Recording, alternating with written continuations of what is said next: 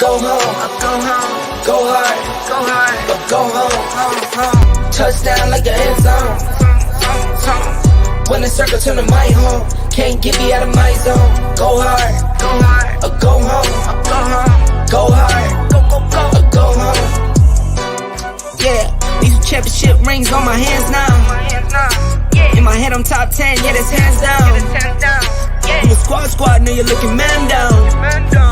Funny how foes turn to friends now. Drive a race car like a Atari now. Call filling up, I need product again. Treat the business like a playground, might slide on you. Don't me wrong, might slide on you. Do a backflip, cause I'm mad rich. I'm the definition of what that is. Go hard, go home, go hard, go hard, go home, go hard, go home, go hard, go home. Touchdown like the end zone. When the circle turn to my home, can't get me out of my zone. Go hard, go home. Good evening. Another episode of the Texas Longhorn Fan Battle Podcast. I'm your host tonight with my guy Tim Wayne. Tim, how you doing, man? I'm good, man. Just chilling. Got more news. You know, it seems like it's something new every week. But I got to point this way. So you're kind of throwing me off because I can't go this way, so I just switch this up. It's all good, baby. Listen, tonight we got a friend of the show from our NCAA dynasty that we talk about all the time.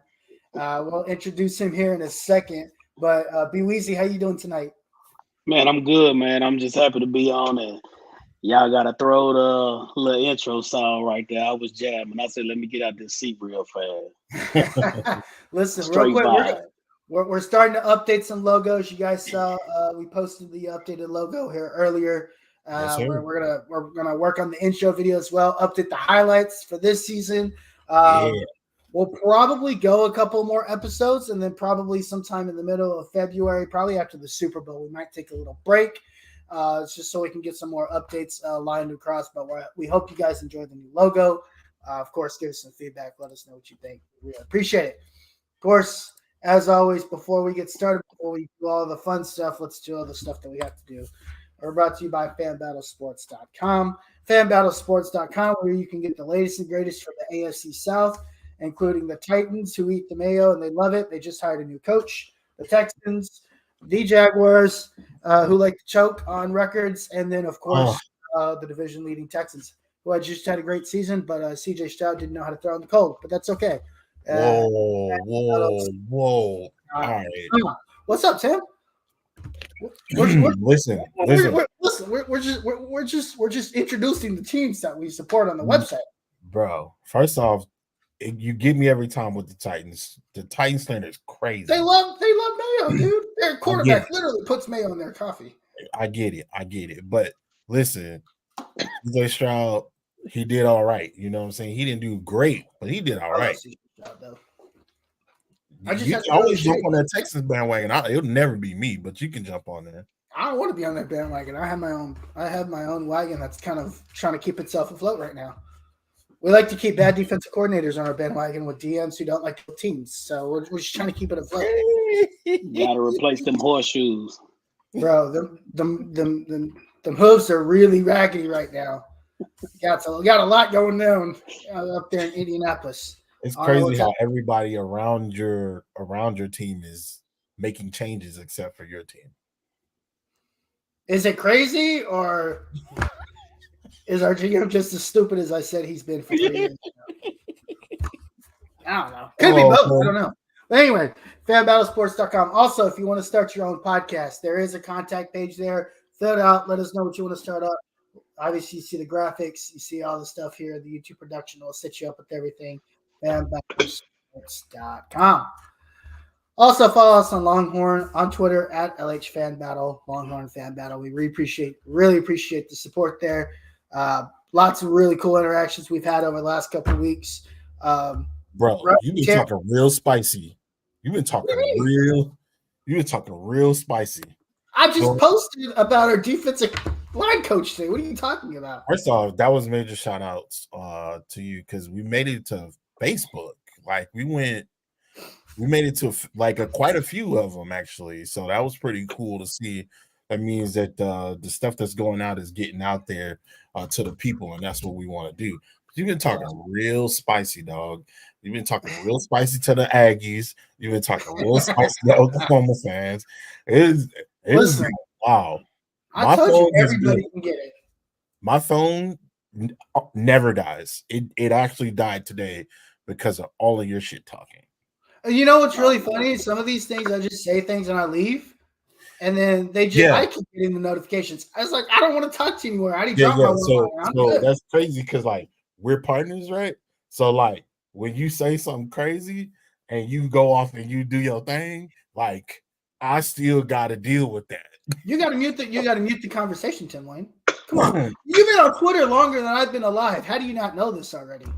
Hey man, listen, you can't mute everything because you never know what's coming down the pipe. So that's all right. Follow us at LH Fan Battle. We have a really good time over there. Well, I have a great time. I guess Tim's not having as good of a time, but maybe that'll change. Follow us on Twitter at LH Fan Battle. And of course, follow us on YouTube, Longhorn Fan Battle on the tubes. We go live every Thursday night, sometimes with guests from other shows, sometimes our buddies, as we'll see here. And sometimes, soon enough, we're going to start getting other Longhorn fans on the show as well from the community. So we're all about building community, all about having a good time, and then making Aggie and Sooner fans mad because they come up with us with outrageous stats. But anyway, let's get to it. Let's introduce our guest tonight. One season in forever. Listen, we know him as B. Weezy, but Brian Ware Sr., defensive coordinator, Lubbock Estacado High School. I hope I said that right. Brian, how you doing tonight, man? Oh, man, I'm good, man. I'm just happy to be on, man. Listen, when Tim brought up the idea of me having you, us having you as a guest on the show, I was really excited. I know you and I get a little spicy in the text threads. I'm like, man, he knows too much. I can't say nothing right now. Give me a second to think about this one because I don't have anything. But as a defensive coordinator, would really love your insight on a lot of what we're going to talk about today, especially as we bring in Kenny Baker, defensive line coach, co-defensive line coach from the Miami Dolphins. What are you seeing? What do you know of him? And kind of help us wrap this up. But let's get right into it there. Kenny Baker, hired this morning, defensive line coach. Whoa. 1 second. Coach Ware, can you go over your I forgot your introduction. I'm so sorry. Coaching history for us because it's long. My bad. And it is championship filled. Okay, you've won at every level. So please give us a rundown of that. Right. It's all good, man. This year was my second year as a defensive coordinator here at Lubbock Estacado, which was my 16th season out of 17 years. It took 1 year off to play semi-pro with this guy over here. Yes, sir. But Started out, I played at Texas Lutheran. I coached there for 2 seasons. After that, coached running backs and linebackers, had all conference players on both sides, first 1,000-yard back in the school history since they had brought back football from, I believe, in 2007. Name of Anthony. And if I'm mistaken, I'm sure Kenny Garrett, he might say 1,000-yard back. So, like I said, be easy, real quick. We're getting a little bit of static. You hearing that, Tim? Yeah. Okay. A little bit of static. Let's see. Okay. Phones. There we go. I think you're on mute now. Let me see. Yep. Off of mute. There Okay. we go. No static? No static. We're good. Okay. That was them AirPods die out? Yeah. But yeah, so in 09 was my last season at Texas Lutheran. Or 08, 2010, I ended up at Kentucky Wesleyan College, where I spent 4 years there. Various things on defense, outside linebackers, defensive backs is what I finished as.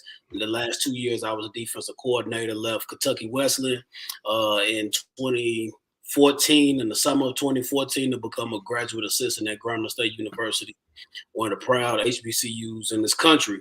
Coach Eddie Robinson, over 400 victories, coached there, walked those grounds. Had the pleasure of being there for 8 seasons, and there is really where the championship pedigree really started. 2014, we took over a team that was 2-22, and we ended up going 7-5. Was a game away from the SWAC championship. In 2015, we went 9-3, lost in the SWAC championship, and in 2016, we went 12-1, won it all. And then in 2017, we went 11-2 and lost in the SWAC championship in the Celebration Bowl, against North Carolina A&T. So from 15 on to 21, I coached the secondary, coached the defensive backs. Most of the time, spent my time with the safeties towards the latter part of that tenure. Did a whole bunch of things, especially being on that level. I was an academic liaison, cafeteria person, just being down on the FCS level.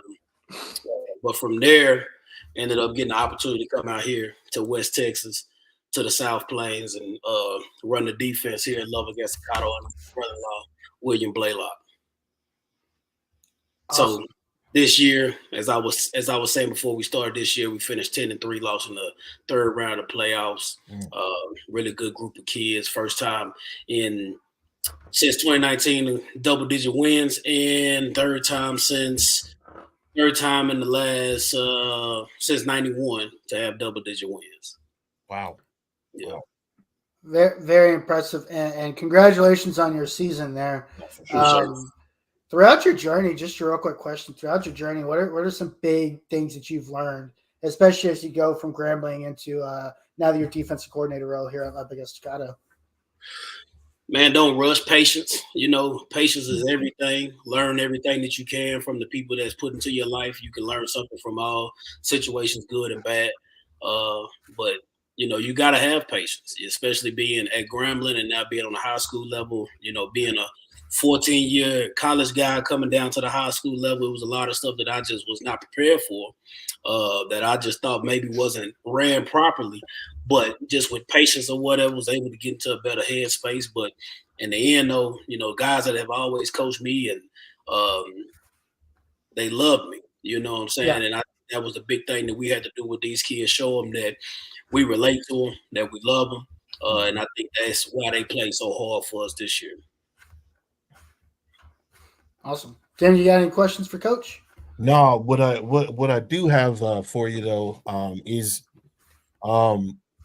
being that you've been all over the country, what was some of the difficulties that you found within coaching, whether it's being at Kentucky Wesleyan, being in in a rural area of the country, or being somewhere as popular as Grambling, where there is rich tradition, where there has been big shoes to fill, with previous coaches and historic players as well. What are some of the troubles that you ran into, as you were coaching and getting that experience under your belt?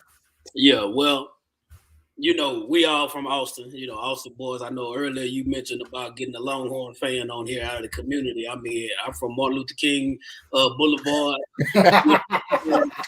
Longhorn fan all my life. I had a brown jersey, but like being from Austin, man, we got a major airport. So it was like when people say, oh, I'm going to fly out, it wasn't nothing. I just go 10 minutes down the road to the airport. When I flew to Kentucky for the first time, I didn't even fly into Kentucky. I flew into Nashville, Tennessee, and had to drive 2 more hours to get to my dorm room that I was staying in. So, just some of the difficulties, college football is a great thing for young men.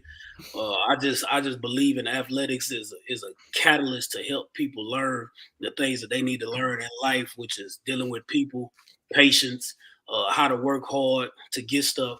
But being, on a small college campus, kind of out in the middle of nowhere, resources are kind of up and down. Mm-hmm.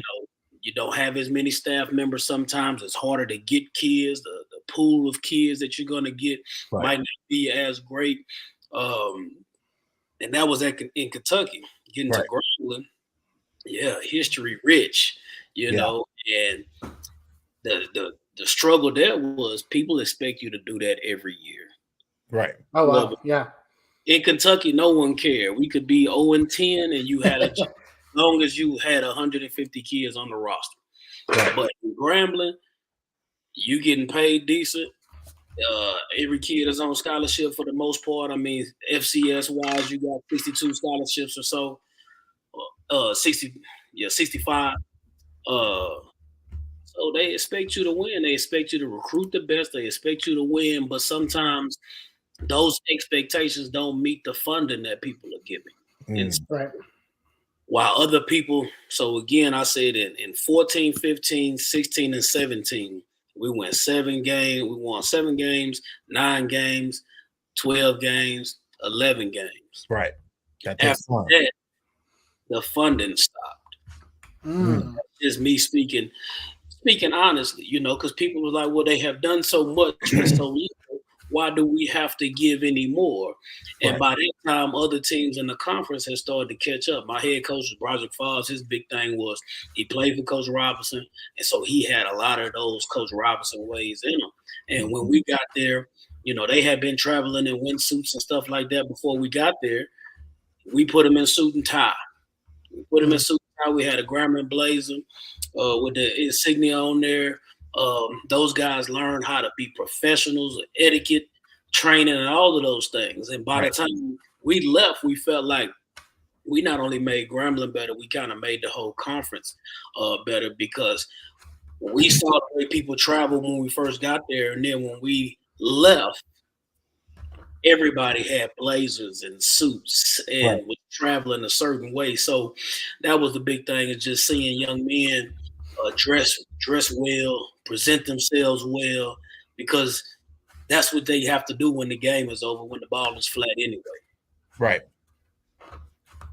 Very, very interesting to hear. And when you think about how that has been, like you said, when you left, Blazers and all this, and you compare it to HBCUs today, do you feel like that's been maintained? It's come up, it's gone down. How do you compare it to where HBCUs are today? Well, just kind of the scope of college athletics right now is, I seen a quote that Gino Auriemma said that, it's hard to coach right now because kids expect the most out of you and expect really to give you nothing. So I know some coaches are trying to relate to the kids, and so relating to the kids mean I'm going to give you what you want. I'm not going to put these stipulations on you. Like we was big, no earrings. Like when we're traveling, like no earrings. You're not wearing that. We're not wearing earrings in our pictures and stuff like that. You're going to have your tie on. You're going to have your jacket on. You're going to wear things a certain way. And what I see now is people kind of getting away from that because we kind of want to be more focused on the ball. But I truly believe that winning comes from the habits that you develop off the field. Right. Like if you I spoke last Friday at the South Plains Coaches Clinic, and one of the values that I said I believe in is how you do something is how you do everything. And if you cut corners over here, I'm not going to wear my tie this week. Or Coach said wear dress shoes and black socks, but I'm going to wear my Alexander McQueens because I paid a lot of money for them. Right. Now listening to the directives that have been given to you by someone over you. So now, again, when you're not playing and you have to go work that job and your supervisor tells you to do X, Y, Z, likelihood is you're going to kind of buck that system a little bit as well. Like, you can't separate things. I just believe. We really appreciate your perspective on that, and really cool to see how you've grown throughout your coaching journey. We continue to wish you the best of luck there at Lubbock West Estacado. Hopefully you come back down to Central Texas here and continue your dreams there, and we wish you the best of luck there. Tim, anything else for Coach Ware? Nah, man, I'm gonna be honest with you, man. I want to see that man that coaching them boys at the 40 acres, man. I think with the experience and with your life experience, your football knowledge, I think you would add a lot to that program. Again, like you said, you're a hometown fan. You know, you grew up right there on MLK. I was right around the corner from you, not too far from you. So, yeah, man. Yeah, let's get some hometown guys in there. You know what I'm saying? Like, I think having people on the staff that are from the city that really know the city does a lot. Now I get it. There are, and we're about to go into this and transition into this. There's a lot of talent out there. There's coaches all over the place. And a lot of these guys have a lot of experience and can add a lot of value to these men, right? One thing I was talking to a coach earlier here that coaches local high school basketball is that sports is emotional, and a lot of people don't realize, like, you have to be able to control your emotions as you're playing the sport.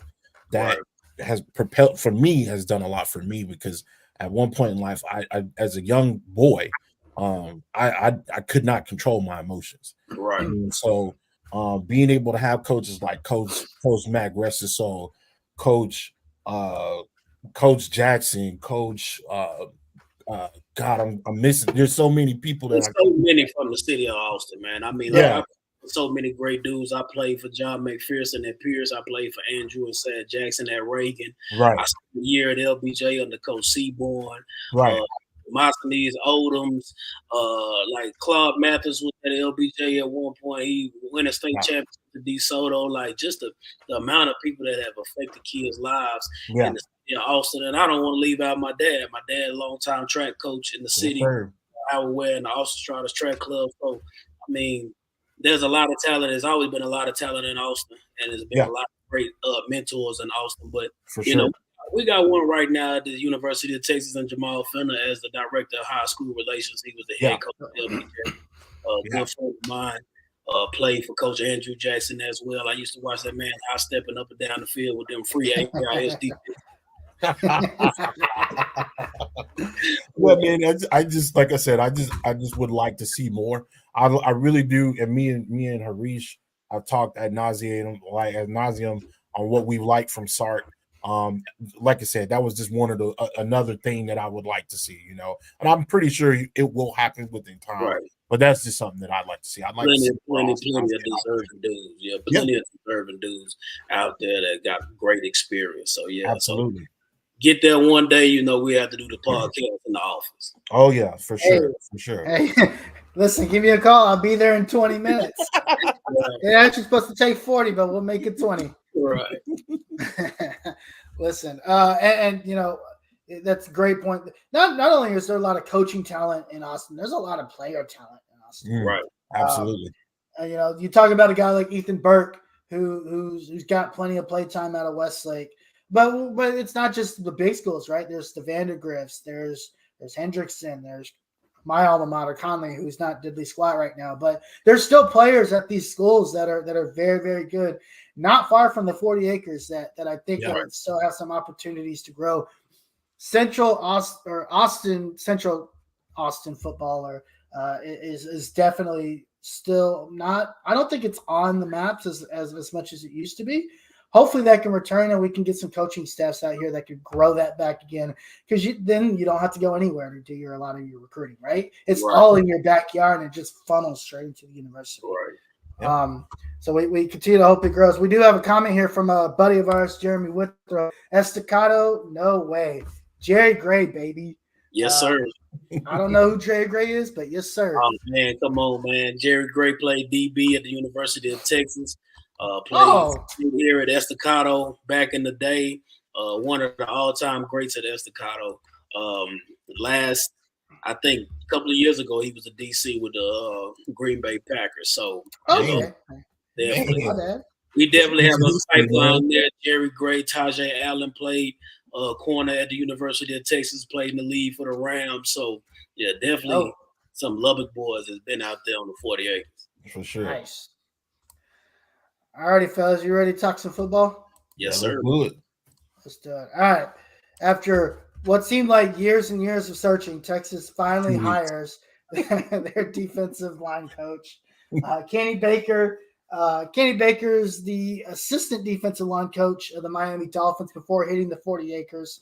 Previously to that, he was at Mercer, Western Kentucky, where he promoted some guys into all conference players. He's actually out of the state of Georgia. It's not the flashy name that we all thought it was going to be. It's not the big pop and stop name. But if we take a look at this staff and we take a look at what Coach Shark has put together, it really feels like a very similar hire to what the wide receivers coach was last year in Chris Jackson. Chris Jackson, of course, comes from the Jacksonville Jaguars. Tim, I'm going to start with you this time. What do you kind of think about this hire, and where do you think this hire could help us the most? Well, of course, with him being in the pros for so long, of course, you're looking at a pro level development, right? Whatever he instilled at the NFL level, we're looking for him to do the same at the college level, right? Now, we know everybody can't actually go from, not everybody on that team is going to go from the league or from college football to the league, but we know that he has been proven to do a number of things with talent. One thing that was really, really kind of cool to see is when I Googled this guy's name, right? And I searched Twitter and I look over and I try to just kind of get some information on him, prior to us filming here, is that everybody in the NFL loves this guy. Like, he is really heavily respected. I've seen reporters, I've seen players mention him. I've seen other coaches give him a lot of praise. I've seen I can't remember exactly what player on the Miami Dolphins, but he tweeted out like Texas got a good one.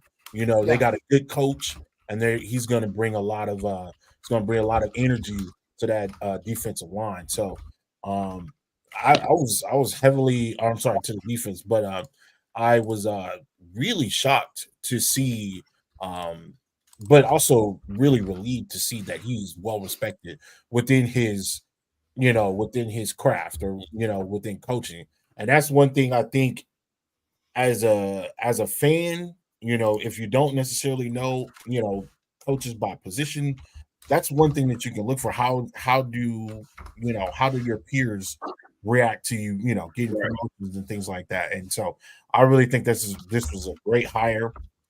And like I said, I didn't know him before, but I'm glad that he's at the 40 acres. Coach Ware, kind of the same question for you, kind of with your insight and being able to work with defensive lines and your experience here. How do you kind of see this hire, Kenny Baker, and what do you think he brings to the 40 acres?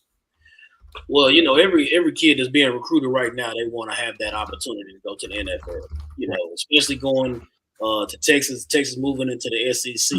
Those kids are going there for the purpose of trying to secure their future. And so being able to get a guy that's coming from the Dolphins that was just working with Christian Wilkins and those guys, Jalen Phillips and stuff like that, that defensive line there, like they was solid defensively majority of the year.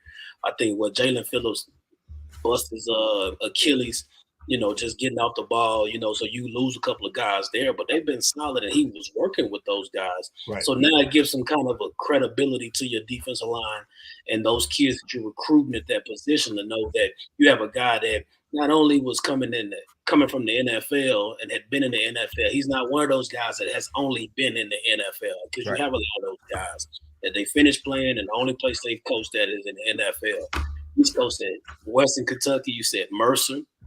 So those are two smaller, lower resource universities. Western Kentucky, though, obviously has some resources here recently, but you have to do some different things and recruit some different kind of players to be successful there, And so I think it's going to be a good blend for them, having a guy that has league experience and knowledge, but also a guy that knows how to go and find that talent that's going to fit the defense. Right. Where do you think he focuses the most recruiting wise? I think if we look at Bo Davis. Bo Davis is an excellent coach, right? Definitely. I think the knock for a lot of guys on him was that he wasn't able to bring in the big guys. A lot of the guys that he developed and coached were guys from the Tom Herman era. He's even if you look at this cycle, we get Colin Simmons, and that was really the first big get for Bo Davis. Is there an advantage here for Kenny Baker being from the Georgia area, especially as we go into the SEC and need to recruit against Georgia? Or, Georgia's and Georgia, so their defensive guys, of course, have guys from Georgia as well from a recruiting standpoint. Right. Where do you see the fit of Kenny Baker here, Coach?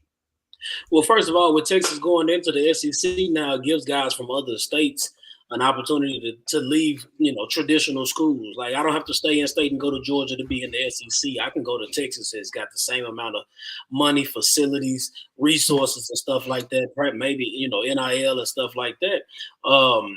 But I think,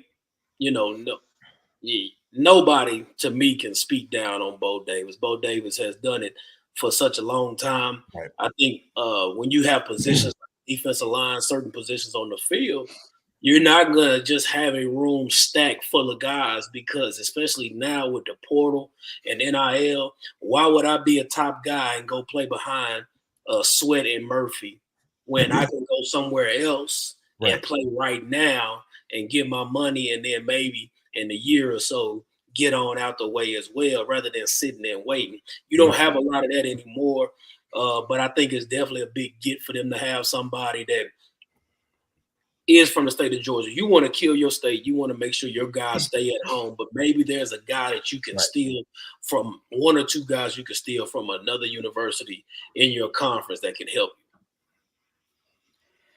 That's a good point there. Tim, is there maybe also an assumption here?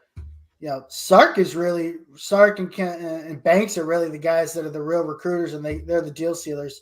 Are these really just, hey, we want to get the guys that can coach and develop the best? We've got recruiting on lock. Is there a sense of that in some of these hires that you're seeing as well? No, what I'm seeing is that Sark knows that he can't do everything as a head coach.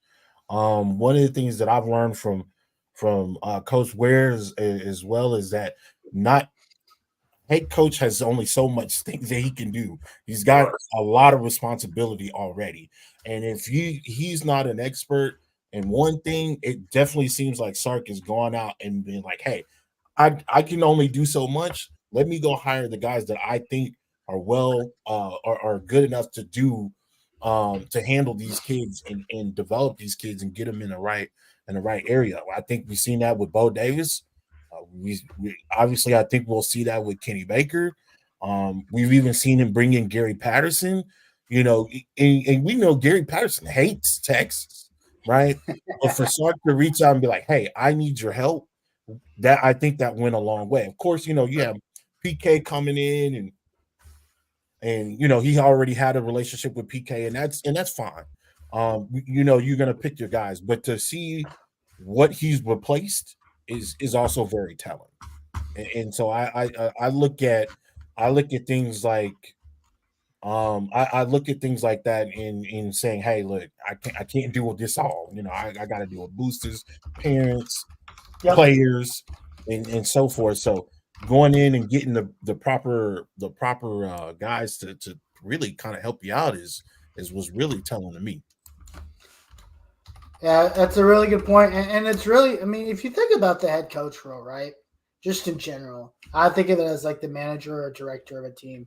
He's the guy that's going to oversee everything, and he's going to bring in the guys below him that he trusts that are going to be able to fill those gaps for him because he can't look at everything, right?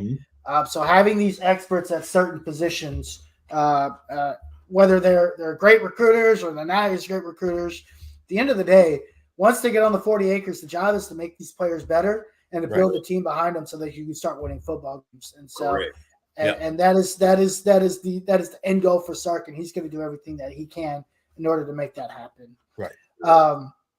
Let's talk about also new linebacker coach Johnny Nansen. He comes in from Arizona as the linebacker co-DC assistant coach, right? And linebackers coach. Coach Ware, give us your thoughts on Coach Johnny Nansen here. Yeah, I think I watched Arizona in the bowl game against Oklahoma, and kind of what they do was to me a little bit different than what Texas did. But I think that it'll marry up a little bit. That's why he's co-DC. But I think the big thing is they're trying to bring him in to maybe try to create. I'm hoping create some pressure, create some different scheme looks that might benefit them late in the season. I thought, and we might get to it later, but I just thought in the playoff and late in the year, we didn't do enough on third down situations, maybe. And that's just me, but I'm just a high school coach, But, when your guy Penix can sit back versus a 4-man line and, split safety coverage and just kind of deal it the way he was dealing, and then maybe third quarter we decide to send a zone pressure or man pressure or whatever. I think that's what the new linebacker coach is going to bring with it, because you watch Arizona versus Oklahoma, and they were bringing all kind of pressure. Right. Just bringing it from everywhere, from all different angles. Right. 3-man fronts, 4-man fronts, 5-man fronts, just heating Oklahoma up. So, right. Now, Coach, I do have a question. Do you think with Sark bringing in, a new defensive coordinator, especially coming from Arizona, one of the stars at Arizona was Jacob Manu. Do you think that there is any possibility that Jacob Manu ends up on the 40 acres? Yeah, I mean, what's today? Today is the 25th of January, and so we got we got one more week, right, before you have the last signing period of the year. And so I just think rosters are going to continue to flip, especially with the portal, NILs, but anything. You was talking about Sark and the guys that he bring in. This is a relationship business, and coaches are only good as players, and head coaches are only good as the guys that they bring in to coach those guys. So this guy being the linebackers coach at Arizona and going to be the co-DC at Texas, it's obvious that guy has a relationship with that kid. Right. So, I'd be hard pressed to believe that he didn't get a text when he was announced.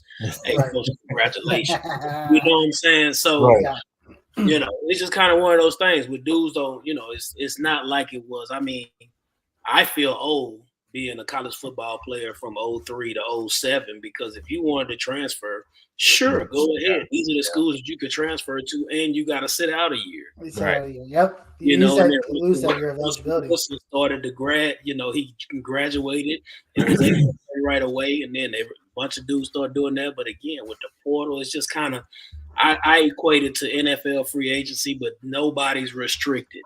Right. I can go wherever I want to go when I want to go. Yeah. Right. I think they're in the process of allowing back-to-back transfers, right? Because this year that was the big thing where guys transferred twice. And there were some eligibility rules, and now they're going into revamping that, and that's not even an issue anymore. Right. So guys are able to transfer a multitude. You could go to 4 different schools in 4 different years, right? With the direction that we're heading, or 3 in 3 years, or whatever it is. I think the one thing, go for it. Let's think about what you just said. You can go to 4 different schools in 4 different years, right? Right. With the big word in there being school. Right. When these schools going to class. Right. Right. You know what I'm saying? I think people do forget the fact that when you basically go to, and we talked about this at nauseum with Anwar, is that basically you drop out of school. This ain't a like, I'm a transfer. You might not make it. Now we do know if Jacob Manu decides that he wants to hit the portal, people are going to back up the Brinks truck and NIL money. Right. We already know what that is. Again, he was one of the bright stars out of that Arizona defense, a tackling machine. Not everybody is built like that. There's not a Jacob Manu in every conference. You know what I'm saying? That's one of the that's one of the things about the portal that I don't think fans truly understand is that you can hit the portal and you can be the big fish at your school. That don't mean that you're gonna get to one of these Power 5 schools. That doesn't mean you're gonna be able to start at another Power 5 school. We've seen this already. We've seen that. We've seen that with Keelan Robinson. That happened. Yeah. He was a major figure at Alabama. He decides to transfer over. He didn't even play last year. He didn't even make the team. He got Keelan? Not Keelan. I'm sorry, not Keelan. Hold on a second. My bad. Ajayi. Ajayi Hall. Well, Ajayi Hall couldn't stay out of trouble. That was he could. He didn't even make it, and he was a contributor at Alabama and didn't make it. Yeah. So look at it like this: if a dude is transferring that many times, why?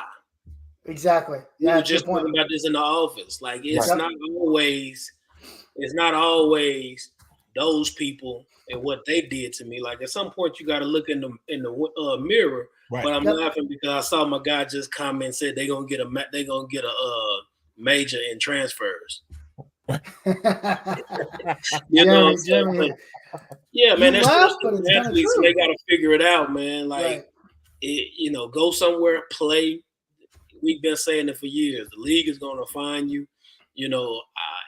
I'm indifferent. I'm not indifferent, but I have my opinions about the portal. I have my opinions about the NIL money and just the way things is going now. And I just think we're kind of getting away from what college athletics is helping young men and women become productive citizens in the community. Right. It's like you said earlier, all of them aren't going to make it to the league. That's why they're called the 1%ers. You could be at Texas on the college football playoff team or on the 15-0, 14-0 Florida State team. And just because you started every snap doesn't mean that one of them 32 teams is going to want you or keep you on the roster. Right. I think the other thing to look at The other thing to look at transfers is just because you want to go to Texas doesn't mean you just get to go to Texas, even if Texas is interested. There's an academic piece to this. I went to Texas Lutheran.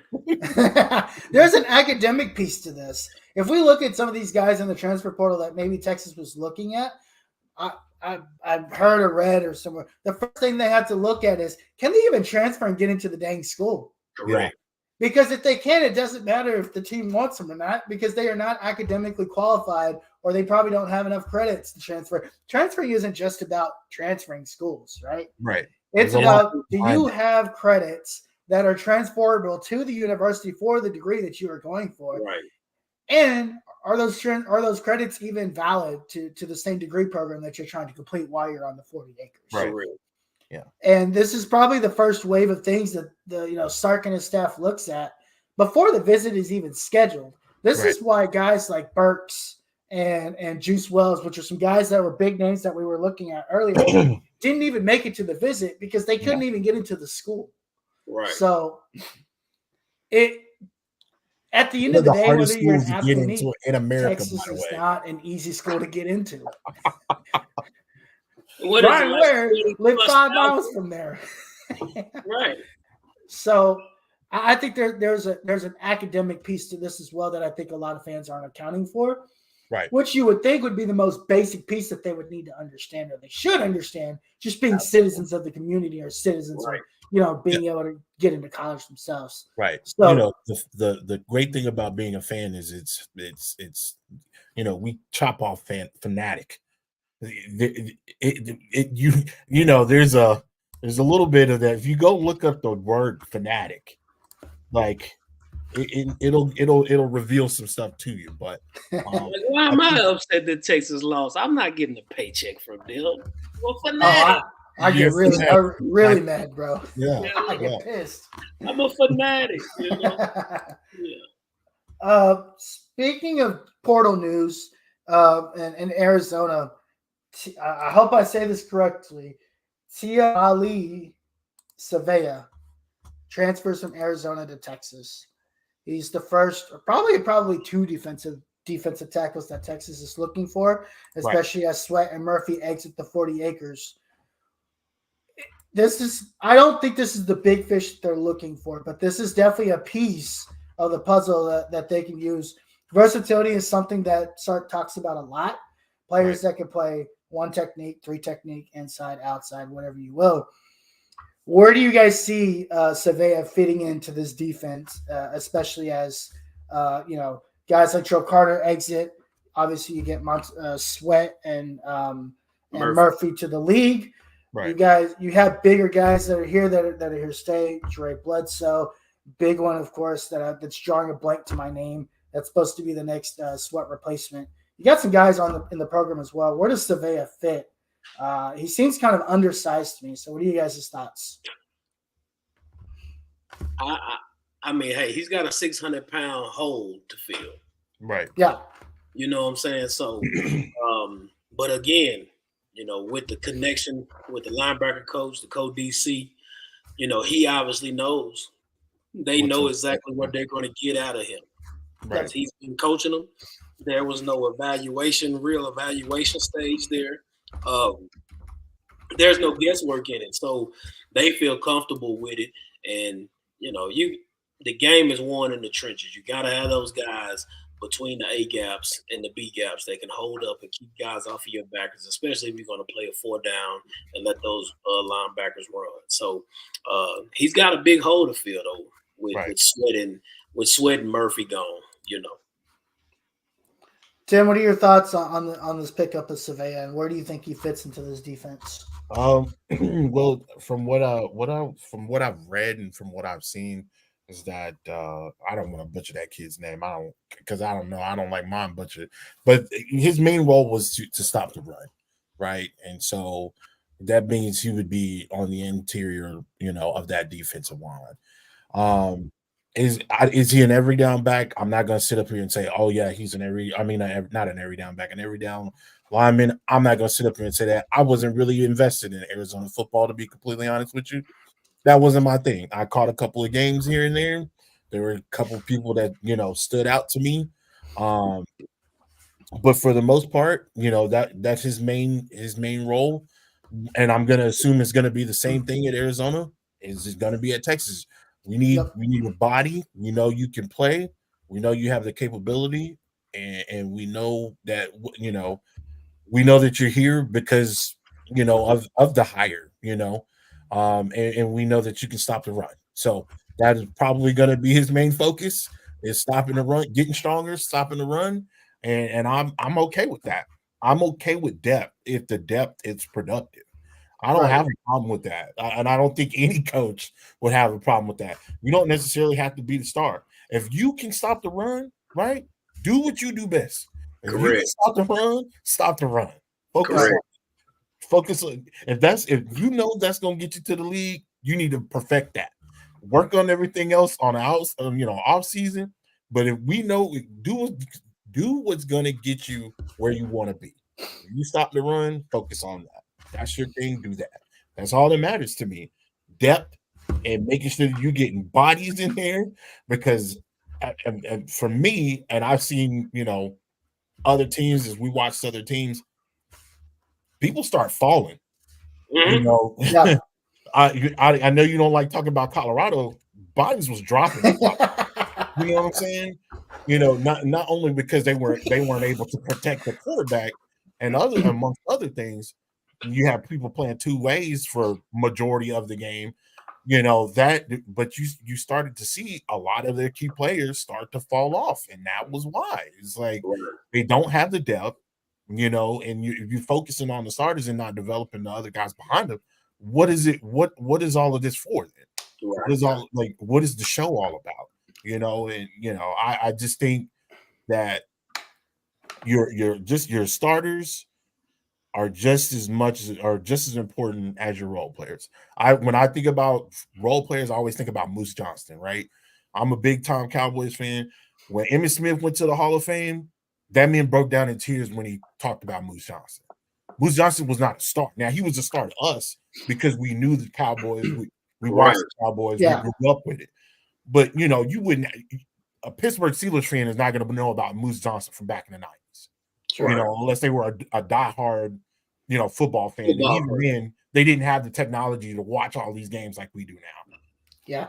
But when I think about that, I think about Moose Johnston. I think about how pivotal his role is, and he did what he needed to do. Is he going to go to the Hall of Fame? Probably not. But he was still a critical player. He played a critical role in helping Emmitt get the yards that he needed, along with that line. That whole line, if you ask me, that whole line needs to go in as a Hall of Fame line. Right. The entire line needs to go in. But those are role players. They did what they needed to do. I don't think I know any more I don't think I know any more role players or famous role players like that. But well, I do. You got your Dennis Rodmans and all that stuff like that. So they're there, and that's what gets you to where you want to be. That's what gets you into the playoffs. That's what gets you championships. That's what gets the recruiting ball rolling, things like that. So that's all I care about. Do what you got to do to get you where you want to be. There's a couple of things that I think about this, and as we head into the springtime, this is going to be the same thing, right? You're going to get addition by subtraction. You lose Joe Cotter, you bring in Savea. Right. You need depth as you go into the SEC. This is a different breed of football. This is the best of the best. All the top teams have a lot of depth. They can go 2, 3, 4 deep. Right. And you've got to be able to do the same. Because, look, on paper, this looks like a quote-unquote easy schedule. But this is not going to be an easy schedule. This is the first time this team has gone through a schedule like this where, crazy things can happen. Right. Crazy things can happen in the Big 12. Crazy things happen in the SEC every 5 minutes. There's probably something else just happened as we speak, right? Right. You're going to need depth in this league, not just this year, but you're in this for the long term. So you need to build depth up over time. And I think that's where Sarkisian's looking at this. Yeah. My second thought is I forgot my second thought as I was listening to you speak there, Tim. But I had a second thought that I'll get back to. Let me touch on that depth. Go for it. That is the lifeblood of a championship culture, though. Yeah. Because when you have guys that are behind you that are equally as good as you, it makes you play better. Right. And again, small school, Grambling, and when we won it in 2016 and played for it again in 2017, I know in the safeties room for a fact that there was no drop off from the starter to the backup. Man. And so that's awesome. Yeah, and in 16 when we won it, we had a receiver named Chad Williams. He went third round to the Cardinals. We had Devontae Kincaid that had transferred from Ole Miss and was playing quarterback for us. We had a little short bowling ball running back that was a home run hit by the name of Martez Carter. But then we had all these defensive guys. We had guys that had transferred in from Texas Tech, Texas, Louisiana Lafayette. Right, those are all names and those transfers, but it was the guys that were walk-ons and the guys that we had recruited and developed that they became so good to a point that I was quoted one week in the paper of saying that practice during the week is a war and Saturdays is just a party for us because we were that good in 2016 that when we went to practice, we were playing the best opponent that we was going to play all week. Right. And it showed up game in and game out. I mean, the one loss we had, we was winning 21-3 at half at the University of Arizona. Yeah. Oh, wow. Yeah. That's wild. Right. And the only reason why we lost, we turned the ball over in the second half. But we saw how special we were right then because, I mean, it was no running the ball. There was no throwing the ball. We was moving the ball up and down on offense. And we, after that game, commenced to just going through the schedule. But people got hurt along the way. Right. And when they got hurt, it wasn't like a rush back because now you got a guy that's behind you that can play just as well as you, so you can get better.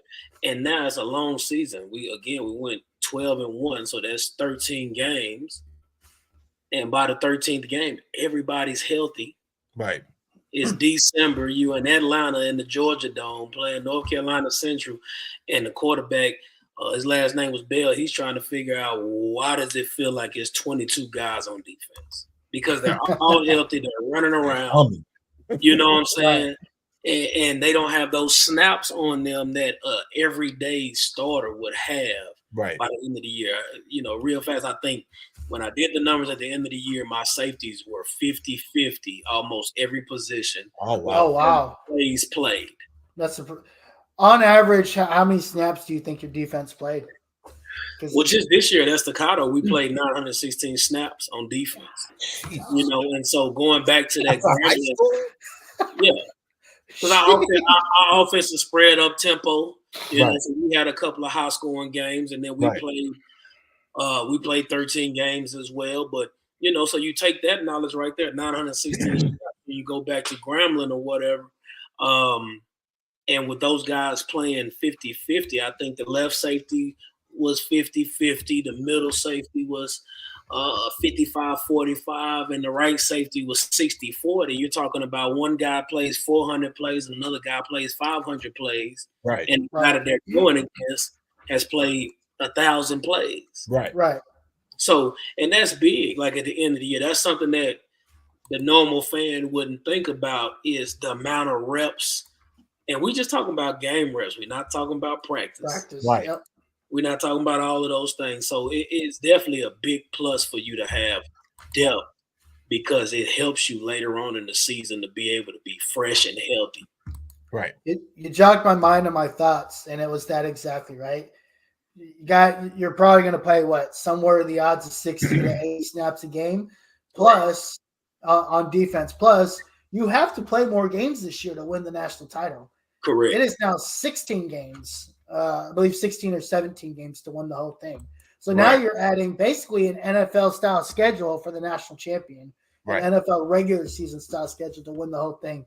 Depth is going to be the name of the game moving forward. Yep. So these guys, the Saveas, Trill Carter's who's leaving, Sadir Mitchell's, these are the guys that you need to be able to last through a season that long. And it's not just that the defense, obviously the trenches are important, and Sark has built this program from the trenches, which is how you should build programs, which is awesome, right?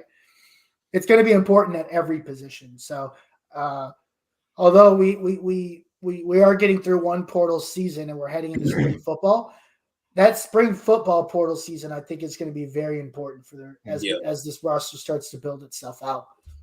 Which gets me to our next topic. Let's talk about Jabbar Muhammad. Speaking of depth, this secondary. Okay, I'll put it this way: going back and watching some of the plays in that game, this secondary, from a stickiness perspective or from a coverage perspective, probably wasn't as bad as we assumed it was in real time. If you look at a lot of the balls Michael Penix throws in that game, there's somebody pretty much right there. Mm-hmm. He was just on fire. Yeah, he was just on fire. But beware, there's one thing I noticed about these DBs throughout this season, especially when balls are in the air. Their inability, or maybe not disciplined enough, or maybe not being able to be coached enough to turn their heads around, because I think some of these things are like maybe little things like that, is look for the ball, play the ball. Maybe you get a couple of those. Kind of, what are your thoughts on the secondary, and then how does that really relate to Jabbar Muhammad? We'll talk about that here in a second, because I overreacted in real time. I went back and watched it, and I was like, oh, they weren't as bad as I thought. Right. Well, you kind of get into my wheelhouse now with DB play. I think, with those guys, it is extremely paramount for you to have good eye discipline. Understand where your help is in the coverage. Understand what you can take away, what you're going to have to cover, and I think maybe they got into some situations. I think it was a corner route early on and DB lost the kid or whatever. Yeah. Yep. Maybe just not knowing exactly what it is that you're trying to get accomplished coverage-wise. Maybe not knowing exactly what it is that you need to, what your alignment is and what leverage you need to play, and because I think sometimes if a kid understands that he don't have to be somebody that's extremely fleet of foot, because now I'm not really expending a lot of energy. I know that I have help in this post, or I got help in the low hole, and so he got to run a route out here. Otherwise, he's going to run through traffic, right? So now I can kind of climb to that area. But then the big thing after that is just being able to get them enough reps in practice. And they should have gotten it. All these kids, especially that's going there, they play 7-on-7 all the time. Yeah. And so it's just about not being nervous when the ball gets in the air. Trusting what you see, trusting your technique, closing to the hip, closing. I always told our guys, right, if there's grass in between you, there's no looking for the ball. You have to run to that guy, get in relation with him, and be ready to play through the hands, right? Receiver's eyes are going to get real big, so you should be ready. That should tell you that the ball's coming. Yep. But that's what I saw in the game, that sometimes it felt like guys outside of Barron didn't really understand where they needed to be in some instances. And that kid was spinning it. Penix was spinning it. Yeah. It's coming out different. He's a lefty. The ball's rotating a different way. He's been on the West Coast. You probably haven't really watched him play on TV. All you have seen is on film, and so you don't really have a good feel of it. I mean, in 2015, we went and played Cal, and Jared Goff was the quarterback. He ended up being the first pick, and they was talking about, Heisman this and Heisman that. And we're watching film, and I'm like, yeah, guys, we're going to do this and that or whatever. But until you sit in that arena with that person, or you on that field with that person, you have no idea. And that dude just started spinning it in that game. And I told our dude, I said, forget all this stuff we was talking about in the summer. Get y'all butts up there. That ball's coming out hot. And I think that was the same with Penix. Now, with Muhammad, I think what he'll bring, first and foremost, who wouldn't want to play with their cousin? Right. At one of the top schools in the nation that's got your home state across your chest, right? We can go lock down both sides. So I think like you said, he'll add depth. He'll add some athleticism. I mean, that man was on fire in the playoff all season. Like, he was just one of the top DBs in the country. Right. And Really to couple him with his cousin and some other dudes that they have, I mean, like I said earlier, the hometown kid, Andrew McCouba, coming in. I mean, we're talking about ACC Freshman of the Year, just a couple years ago, and now he's back home. I mean, those guys got something to put back in. If I was a DB coach there, if I was Coach Joseph and those guys, or Blake Gideon, I'm showing that all summer. Yep. Bad eye discipline. Bad technique. Look at this is 3rd and 6, and we give up a 7-yard curl. Like, I'm showing that all summer, just to the point that they tired of me. Right. And they getting angry. And they're like, okay, I'm gonna show this bald-headed, bearded guy that we ain't giving up nothing next year. Right. And I think that's, a little bit of swagger, a little bit of depth. And all those things is going to go a long way for those guys, and I think that guy brings it. What do you see in the kid McCouba that you really like? Man, well, again, hometown guy, kind of from the neighborhood. So interesting with him is I kind of was in the recruiting phase early on myself. I mean, I went in as a DB coach from Grambling and offered those kids from LBJ, but I knew he was going to go big, but being in that situation, though, you get an evaluation. And so I had watched plenty of film. I knew him growing up as far as being in there. Like, we didn't know each other until I really walked in and introduced myself. But he was being coached by one of my good friends. He was being coached by my coach in high school. So with my coach, Coach Andrew Jackson, rest in peace, when he said this kid is going to be a baller, oh, yeah, I believed him. Right. You know what I'm saying? So I was able to see that early on. He was playing both ways, and then they had McCutcheon kid on the other side. They were both playing both ways. They was two of the best athletes in the city. And what did they do? Inner city school goes to the state championship in the state of Texas, right? Yep. Right. Which hasn't been done in a long time, by the way. Hasn't been done in a long time. I think the last time it had been done, it was us in 2001 when we lost to Bay City in the state semifinals when I was at Reagan. We went 12-3 that year, and I don't think there was another inner city school with I was gonna say Pflugerville, but that's Pflugerville. That's out there. Listen, that's up north, right? You know, Conley goes to the state semifinals back-to-back years. Right. 04, 05. Right. So and they haven't done diddly squat since. Nobody's even heard of them. That's okay though. We hey man, they just went 0-12, bro. They're killing it. Yeah. We killed it over there in Pflugerville. Yeah, I think Makuba is going to bring great experience and depth to that backfield as well, especially at the safety spot. And then again, a kid that was, at the time when he went to Clemson, Clemson's coming off of national championships. Yeah. So, he was one of the most sought out players in the country, and it's just good to have him back home. Right. Really cool to see a kid like that with a lot of experience too, right? I think that's the big thing. It's not the fact he's a hometown kid, which is nice. Jabbar Muhammad is a hometown kid, which is nice. It's the experience that they bring to a secondary that needs that experience because, you've got Jade Barron coming back, but Terrence Brooks is coming back. But you need again, it goes back to depth. You need depth at these positions. Right. I give time for guys like Kobe Black, who's going to come out, show up on the 40 acres. He's going to be a star. That kid is going to be crazy good. But he's a freshman at the end of the day. And Steve Sarkisian isn't going into the SEC with a bunch of freshmen.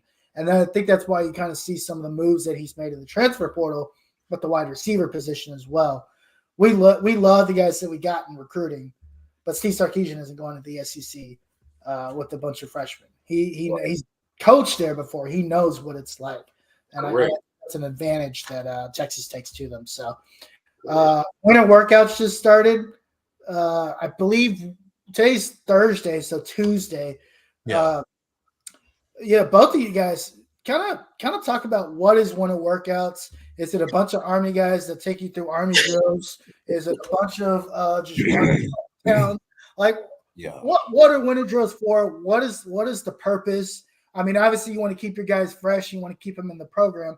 What is the true purpose as a college coach there, Coach Ware, winter workouts? What are we trying to accomplish?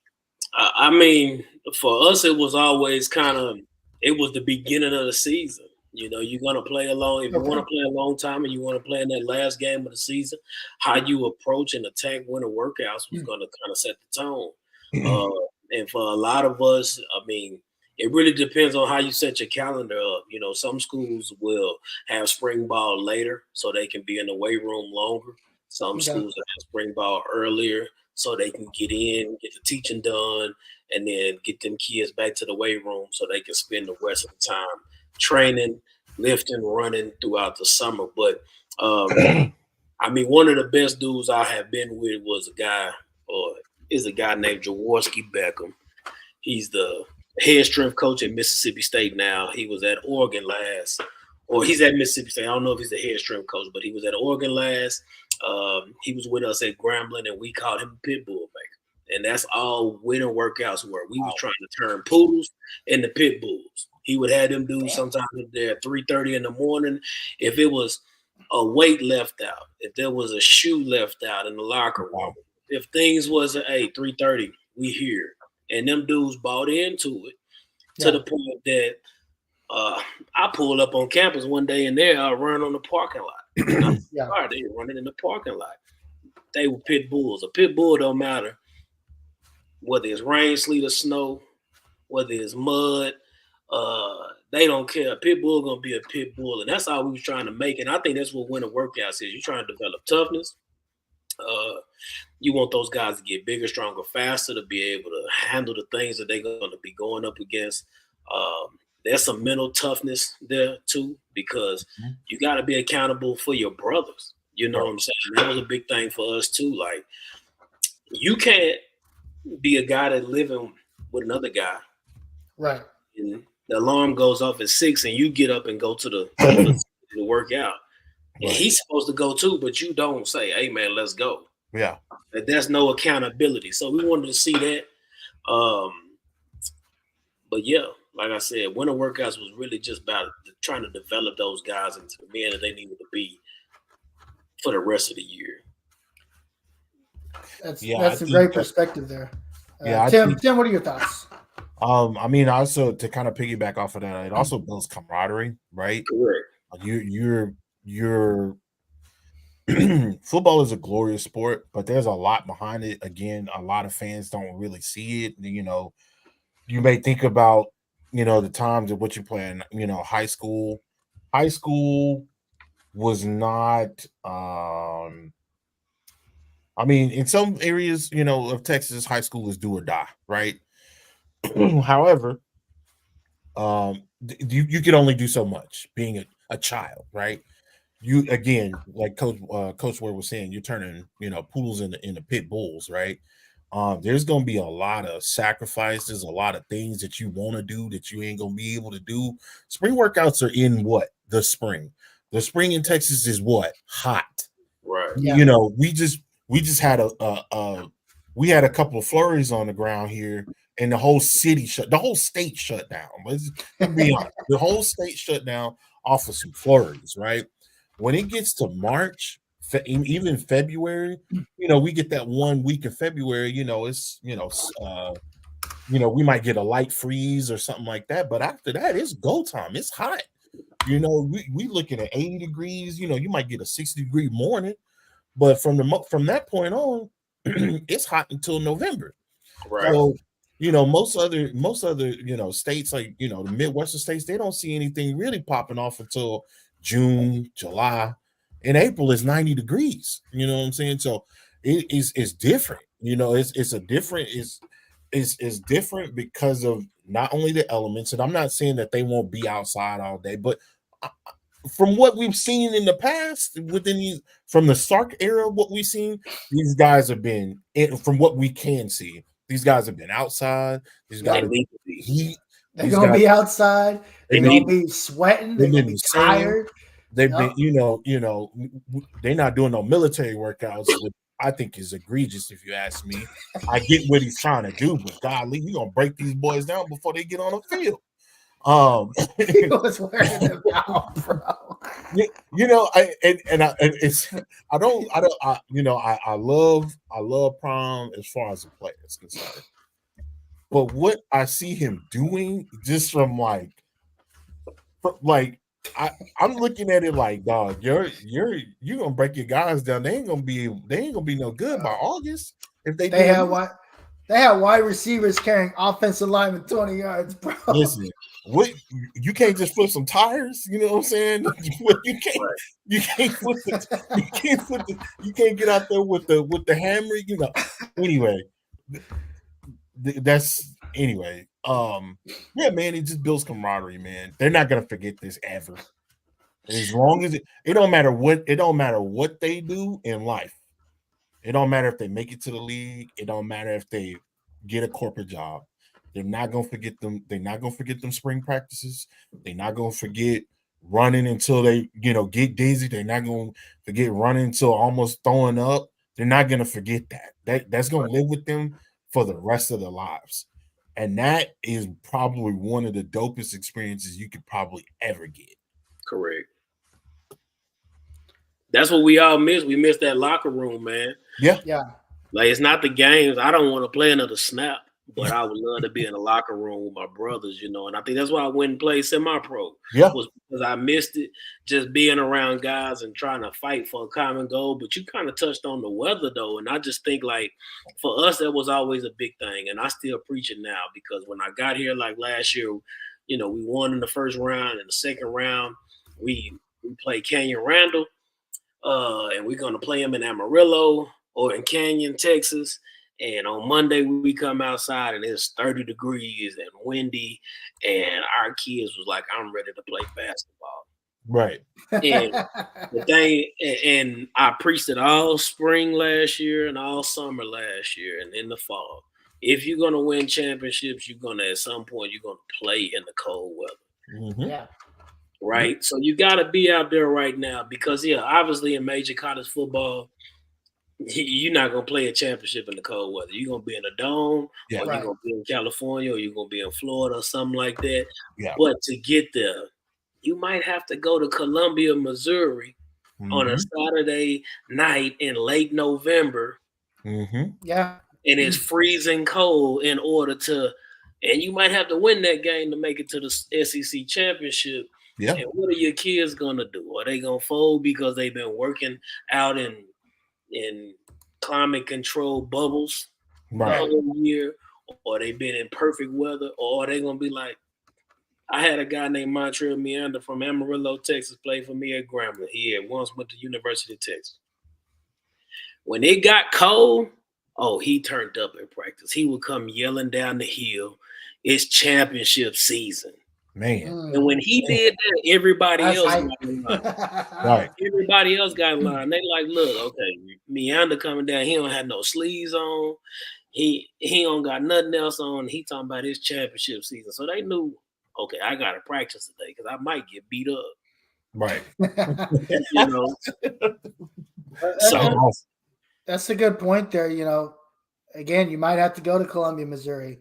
Might have to go out to South Carolina, Knoxville, fucking down in the swamp. This is our new reality, gentlemen. This is it's a fun reality, but it is your new reality. You don't get to go to Waco, Texas anymore to try to get to a difficult title game. Now, where it's going to be 68 degrees in the middle of December. You get to play in the dome. It's over, bro. It is time. And then with that playoff schedule, you might be in Columbus. You might end up in Columbus in the middle of December or in the top of January. Can you imagine that?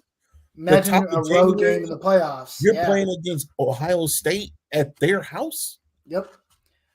This is the fun piece of the new 12-team playoff that we probably have not thought about yet. But this is the piece of the 12-team playoff that I like. I know we've got a couple of other topics here. Jim Harbaugh to LA. I think it's a great move. I think it makes a lot of sense. If I look, the one thing that sticks out to me, Jim Harbaugh has had success without a quarterback of the caliber of Justin Herbert. This is probably the best quarterback that he's probably had the privilege of coaching, in my opinion. Thoughts? Right. So one, I think he's looking to win on all levels. Again, he just won that national championship where he basically lined up his guys against Washington and just ran it down there. I mean, they put on a clinic. I thought what Michigan was going to do is exactly what Texas was going to do. I thought we were going to see multiple formations. I thought we were going to see big men. I thought we were going to see, extra linemen in at tight end.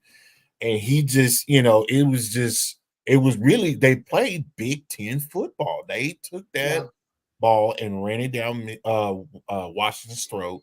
And there was nothing really that they could do about it. And even Penix, he still had a great game. He didn't play terrible. Right. But, it was just, I'm gonna take what we gonna do what we do best, and we gonna do what we do best to get where we want to be. It all falls back to that same lingo. But I also think, and this is just me, this is maybe a hot take. I also believe that there's some sanctions that are coming to Michigan that's gonna hurt them bad. I don't expect Michigan. I would agree with that. I don't expect Michigan to be at a championship caliber team within the next couple of years. I do believe they're going to have some pretty hard sanctions. And the one thing about being, and people talk about this at the 4-Letter Network all the time about coaches just being able to uproot themselves and go to a different place with no consequences. I do believe that's what we're seeing. I believe personally, if that wasn't the situation, and there were going to be no sanctions or no investigations being had at the University of Michigan, I think Harbaugh's still there. Me personally, I think he's still there. I don't think so. You don't think so?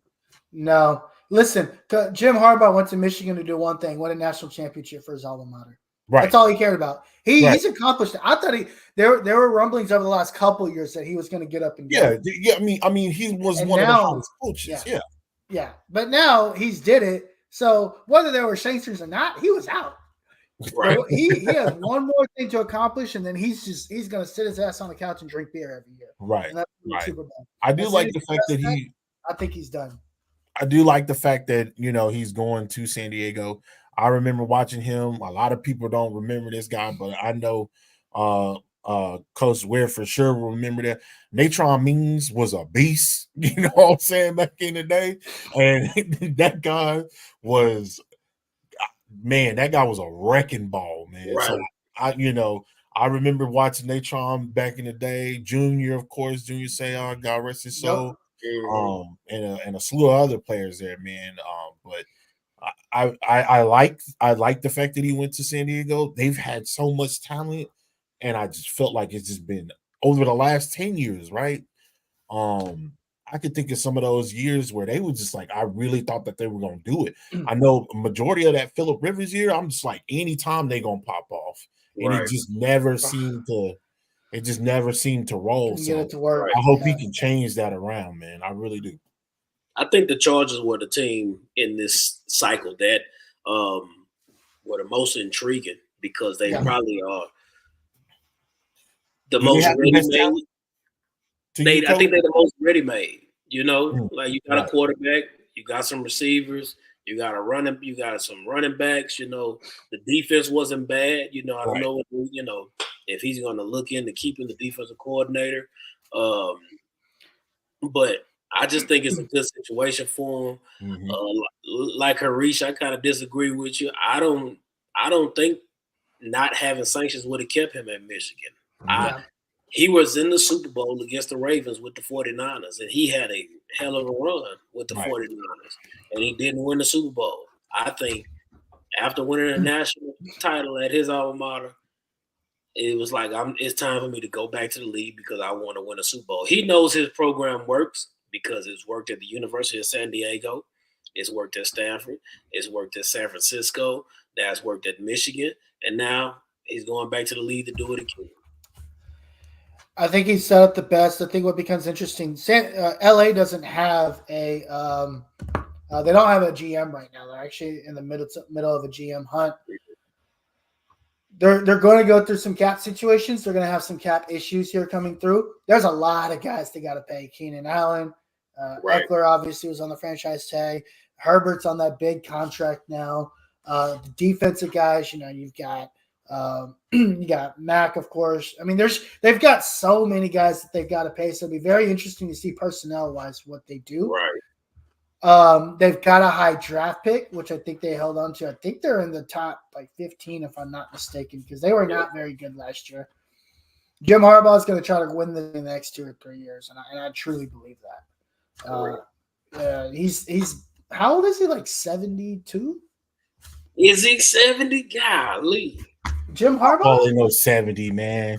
No, that dude is old. No, maybe he's in his 60s. Man, Harbaugh ain't 70, man.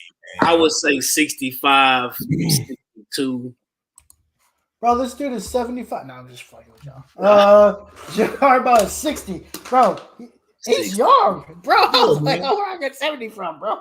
Yeah, man, you got to think about it, man. He was just playing in the 90s, man. He ain't that old. Oh, I know he played in the 90s. So, that's my quarterback, bro. Of course I knew that. Yeah. 60. So yeah, but I still believe I don't think he wants to coach for much longer. He wants to get a Super Bowl. He wants to get out of there and enjoy the rest of his life. I think he's going to try to get this done in the next 2 or 3 years. He has relatively young kids too. Let's not forget that. Like don't get me wrong. Like he's won at almost all levels. You win that Super Bowl. A lot of those guys, they want to go and be with their kids. They want to catch up for lost time because and I've learned this from Coach Ware. It's a 365 job, man. It don't matter if you high school, it don't matter if you college.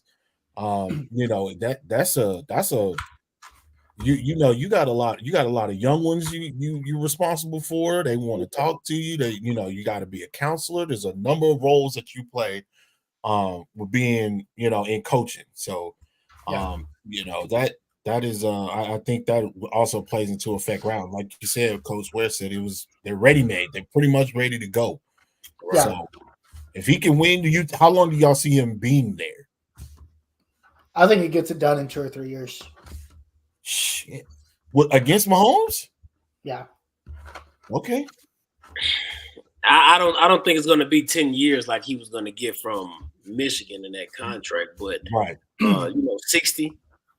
If he gets done, I think he might call it. My dad was a coach. I've been in his life. I was a player, a coach. My brother's a coach. Yeah.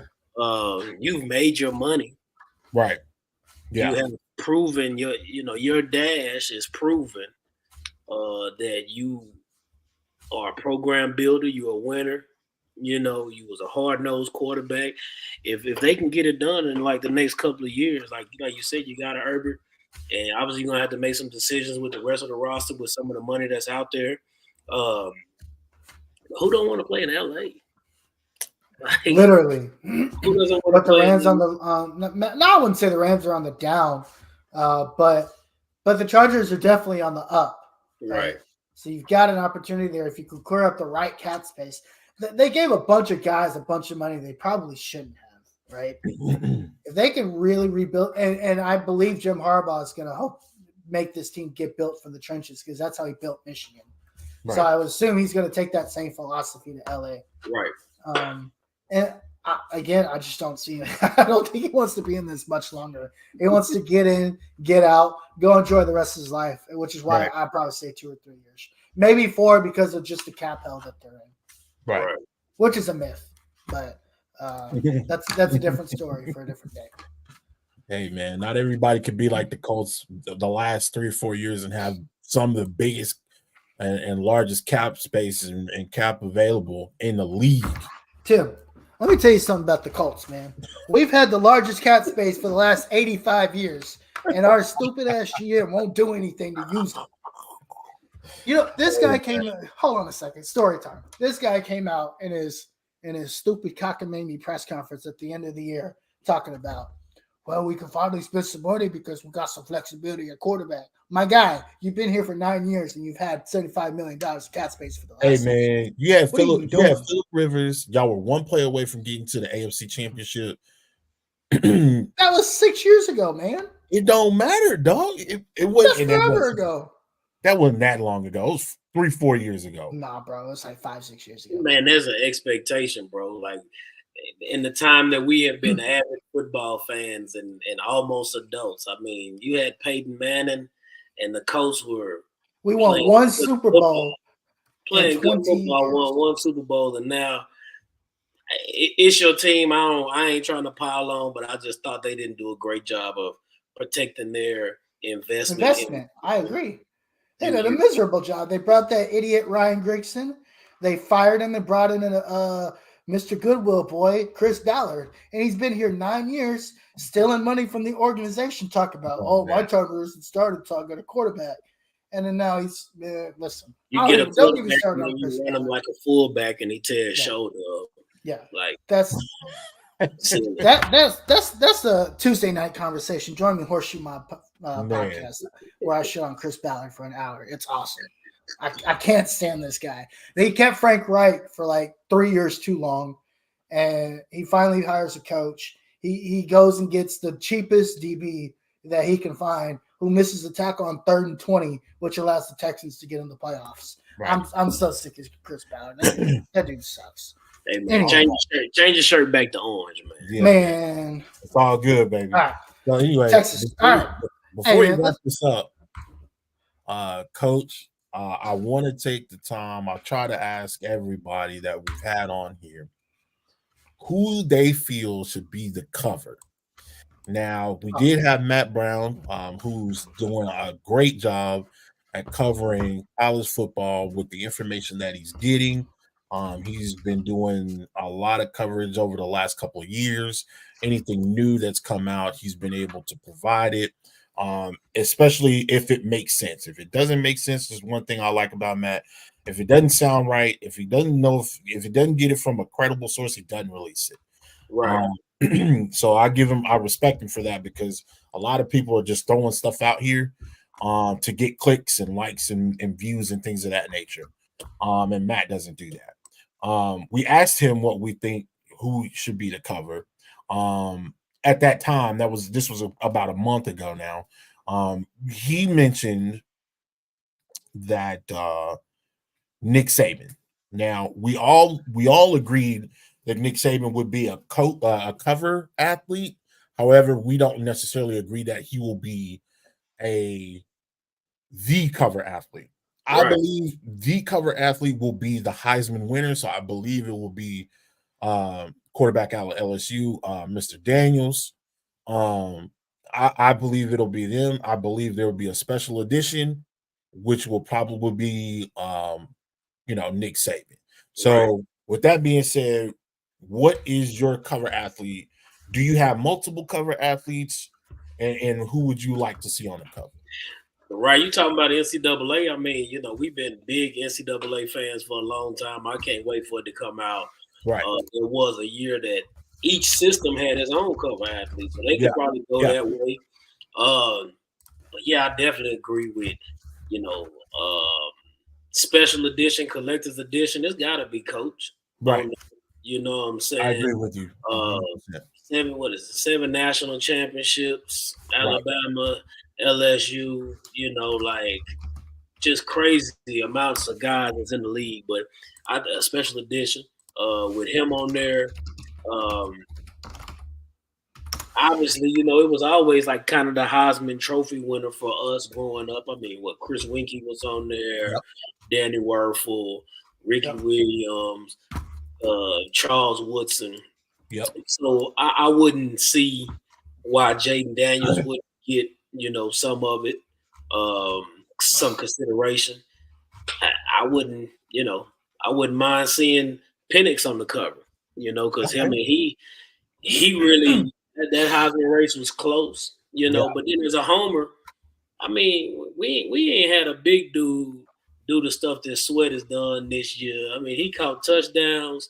He got all the major awards for interior lineman. I love to see a big dude. Maybe he can fold his jersey up too and just show him what a real big dude is, busting through the scenes. Maybe that'd just be the Xbox copy, and PlayStation can have Jaden Daniels, and then there'd be a special edition with Coach on there. Yeah, we did have a Longhorn on there. Outside of Rick, you remember a couple years ago, we had Brian Arakpo on there. Was that the 08 one? Yes, it was 08. That's the one that was. It was either 08 or 09. 09, one of those 2 years. Yeah. I remember. It was Arakpo, Deshaun Jackson, Deshaun Jackson, Michael Crabtree. That year, there was just multiple guys on there. Yeah. Jason Campbell. Jason Campbell when he was at not Jason Campbell. Who was the quarterback that was Auburn? in Utah that year? And where? Utah. Brian Johnson. There we go. Yeah. There we go. Yeah. Brian Johnson. The QB coach that just got fired from the Eagles, that Brian Johnson? That Brian Johnson. I want to say he was on the. That was 10. Was that 10? Yeah, I think that was 10 with all those covers. Wow. Man, yeah, that was crazy, man. That was good times. That's crazy. So you kind of, I think everybody's going to agree with Coach Saban being on a collector's edition of the game. I think most people, if you and your home pick would be Mr. Sweat on the front. Okay. Yeah. Come on there with the big old medallion, make them sweat. You know what I'm saying? Right, that thing is so legit. I told you in text message. I told y'all in text message, man. Yeah, we need to have Saban. Like as soon as you open the game, he just yelling defensive stuff as you go through the menu. Yeah, bro. I mean, he right now he's the GOAT. Just going out on top, and he gave a lot to the game. Yeah, he did. I think there's going to be 3 additions to the game, and I still believe this. I think you're going to get believe a it standard too. edition, you're going to get a Heisman edition, and then you're going to get some sort of legendary edition. Yeah, and, I think and that this edition will have Coach Saban on it. And that will have Coach Saban. I think what will happen, especially as we enter this new era of college football, that legendary edition will only occur anytime a big-time college football coach that's been big to the game retires. And that year will have that legendary edition. So, maybe we'll see. I'm just making this up, right? Like Jim Harbaugh one year might get one. Steve Sarkisian might, Kirby Smart 10 years down the line or whatever. If he continues on this trajectory, gets one. Dabo might get one. I mean, these are the guys that have been legends to the game in this era, if you will. Especially as you exit the 14 playoff era, enter a 12-team playoff era. You're now moving into this new era of coaching where these younger guys are starting to take over, right? Steve Sarkisians, just guys like that. So I think every time there's a legendary coach that retires, you get a 3rd edition. You get that slot, right? Okay, yeah, I agree with it. I don't knock it at all. Yeah, I think it's pretty smart. All righty, folks, gentlemen. Hey, Coach Ware, we really appreciate you coming on. It's been a lot of fun. We had a good old time. Before we get out of here, though, where can the folks find you on Twitter in case they want to keep tabs on you and just see how you're doing over there? Plain and simple, Coach_Ware on Twitter. Coach_Ware. I try to keep it that way so people can find me. Right. Awesome. And Tim Wayne, where can people find you at? You can find me on Twitter at Tim Wayne. You can find me on Instagram there. I'm more active on Twitter. Let's talk ball. Let's talk college football. Let's talk about who you want to be on the cover. Let's do it all. Let's talk some ball. Of course, you can find me at the Uncle Gandhi. Also Tuesday nights on the Horseshoe Mob podcast, 8:30 p.m. Central. Monday nights on the AFC South Fan Battle podcast, and Thursday nights with my boy Tim Wayne and whoever we decide to bring on. We've got lots of guests coming up. We're trying to hook up with some other folks here in the community. Coach Ware, we'd love to have you on again. I know you're about to start probably your little spring workouts and winter workouts with your guys there. So I'm sure we'll find some time as the spring goes on. We'd love to bring you back just to kind of get your ideas and thoughts on how things are going on the 40 acres. Right. But between now and then, in the meantime, my name's Harish. This is my guy, Tim Wayne, right here. This is my guy, Tim Wayne. We out of here. Peace. Go home. Touchdown like the end zone.